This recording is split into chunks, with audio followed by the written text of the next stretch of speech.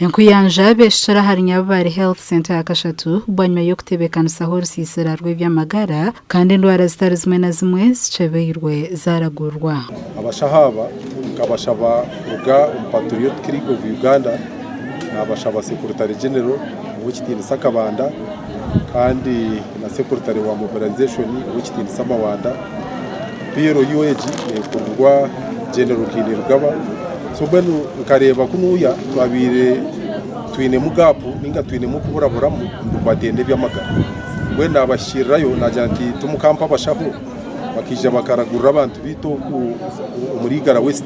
tabanyakece kishemerize munonga nambwe n'ibindi sirage are umuntu yakutandikira ahamagara cyuma kisangu yakwereza byona because umuntu wayi namagara nuwayine sente umuntu wayi namagara nuwayine politics umuntu wayi namagara nuwayine nyenchakare. Abashaho basimira ntebekanuseji hebeire gendereiro kwera abantu okwecebeza no kumanya ko amagara gabo gemi. Yafiyamba munonga abagwire abamino enyuma ho